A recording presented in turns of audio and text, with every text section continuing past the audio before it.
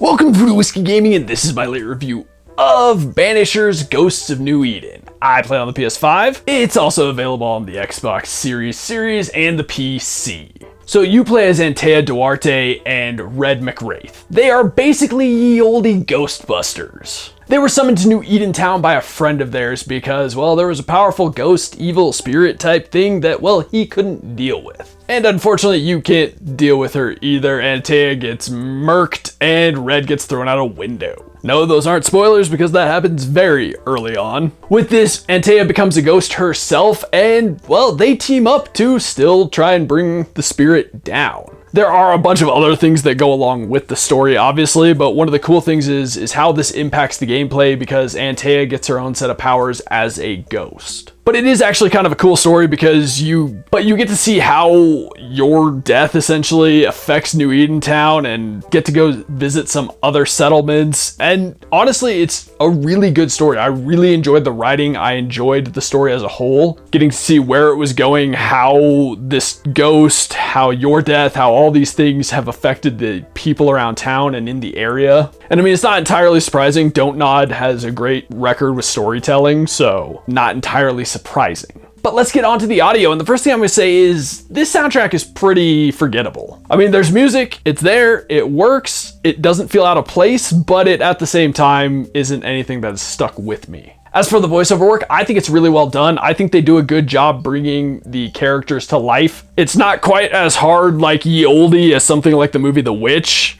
but you know, they have a bit of ye olde in there, but nothing modern as well, so it works well. Then last but not least, you have your sound effects, which they are good. I don't have any major complaints. There were a few times where there were missing sound effects, but I think they did a good job with the supernatural sound effects, making them sufficiently supernatural. I will never say that this game got like the horror side of things and never really had the horror sound effects, spooky elements and music and whatnot, but I do think overall the audio is good. Let's move on to the gameplay mechanics and whatnot. It's a third-person action RPG. It plays kind of similar to like a Soulsborne, nowhere near as challenging. I will say early on though, it's harder. As you gain new abilities, it does become considerably easier when it comes to the combat. But I think the combat fails not so much because of the combat, but due to the controls, and we'll get into that in a bit. And this game has a bit of Metroidvania going on as well because, well, you get new abilities and it behooves you to go back and open and explore areas that you couldn't previously or combat other like side things that you couldn't combat earlier. Which we'll touch on that. There are not a ton of like side missions, but there are a good number of them. There's definitely a lot more side stuff like exploration, side fights and boss battles, like completely optional things that you don't need to touch at all to continue on. But then we'll get into the combat and that kind of stuff. And I think overall the lock-on could be better. That was a little disappointing in my opinion. But you can switch between Antea and Red, and it's advantageous because there are certain enemies that, or certain phases of an enemy that Antea does more damage or Red will do more damage. So switching between them is beneficial in combat. It's not just, oh, I can keep attacking because I've switched to Antea. It's, oh, Antea is strong against this, Red is strong against this. Which it honestly took me way longer than it should have to figure out. I'm not even going to pretend like it didn't. But even beyond that, they both have their own special abilities because Red is still part of the human world. He can do the Banish ability, which will do huge amounts of damage to an enemy. Whereas Antea, being a ghost, has like this lunging ability and explosion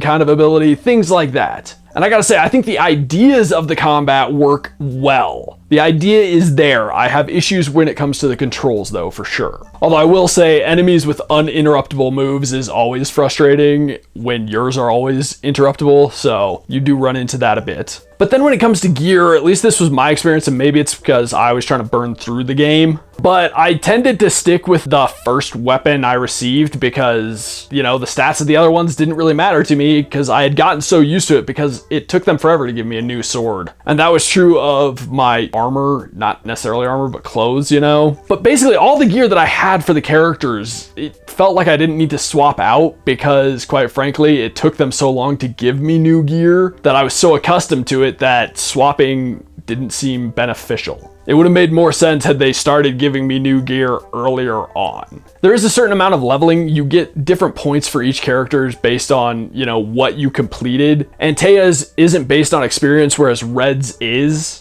Red will gain points to sink into abilities by fighting enemies and gaining XP, whereas Antea will not. She will complete objectives and you'll get something to enhance one of her abilities. There's also some very rudimentary puzzle solving. I don't think that it mattered that much. What did feel like it mattered more was dialogue options and, you know, branching dialogues and so on, which is, again, a don't nod type of thing. But you could see how that impacted the world around you. Or at least they made it feel that way. I think they did a pretty good job with it. Now let's move on to the controls. And here's where I'm disappointed with the game. Specifically because there were absolutely times where I was dodging or guarding and the game was just going, fuck you, no. And so that's why I found the combat problematic early on, because I'm sitting there trying to get out of the way. I'm sitting there trying to guard, etc. And then I'm just getting murdered. Just plain and simple, I was getting murdered. Like when I eventually gained certain abilities where I would like defeat an enemy, I'd gain health back or something like that. It stopped being as big of a problem. But early on, when I don't have those abilities, the controls did let me down for sure. As for moving and aiming, and I think that worked well. The lock-on, I never necessarily loved the lock-on in these games. Like you'll knock the ghost out of a physical enemy and it won't automatically lock onto the ghost. That's dumb. Maybe that's more of a gameplay thing, but still wanted to say it. So I feel like the controls kind of let down the combat and the idea of the combat, which is disappointing. I mean, they're functional enough and you can progress far enough that it stops being as big of a problem, but it's still not something you love.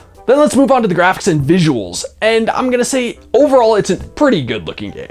This is not hyper realistic. They are going for a certain level of realism that it doesn't quite get to. I think the world that they built is really beautiful, but the characters are for the most part good, but there are just some small details that just aren't quite as hyper realistic as they feel like they're going for. But then there's also a certain stiffness to a lot of the animation. The animation in the combat looks a little stiff. When you're running around as Antea, her like cape early on, like the way it moves is just shit and stiff and doesn't move like fabric. Red's scarf is the same way. That being said, I do think like the costumes and the character designs, those are all good. I really actually like the way they went, even with the side characters. Giving them outfits and just appearances that really fit their personalities. I think they absolutely nailed that, as well as with Red and Antea. But then also with the spirits and the enemies you run into, at first I was like, oh, okay, you know, I've gotten used to these enemies, and then they threw a new design at me and I was like, oh, okay, that's cool, I like that. And they managed to do that. While I won't say there's a huge variety, there is enough of a variety to keep it going and keep it, you know, fresh enough and not painfully noticeable that there isn't a huge variety. It probably also helps that you're not in constant combat and you're not getting slammed by 50 million things and they all look the exact same. But that could also just be my experience because, again, I didn't get into too much of the side stuff, so it might have begun to feel repetitive from a design point there. But what I will say is I really loved the world. I thought the world was awesome. Like the nature, the town, just all of that I think they did a great job with. And they did a great job with representing the curse that they're always talking about. So I was really happy with that and how it impacted the world. I think they did a great job just visually representing that. As well as when you accomplish something, how the world would change. I think they did a good job representing that as well from a visual standpoint. So to get into the wrap up, overall, I actually enjoyed this game. I can definitely see how somebody wouldn't, because the controls do kind of drag down the overall experience. If they had nailed those, and I mean, I feel like this has been out long enough that they definitely should have fixed some of that shit. That aside, I actually still had a good time with it and would really love to get back into it and explore the world some more and get to do more of the side objectives than I got to. But overall, I don't have a problem recommending this game. I would say, however, probably at a bit of a discount, which I know kind of hurts. But with the way the controls are, like I said, I feel like it does detract. Okay, so in the comments down below, why don't you tell me what's your favorite pairing of a human and a ghost teaming up to do something? I don't know what. And as always, thanks for watching. If you enjoyed the video, please hit that like button. And if you like what I'm doing in general, share and subscribe. Have a good one. Out.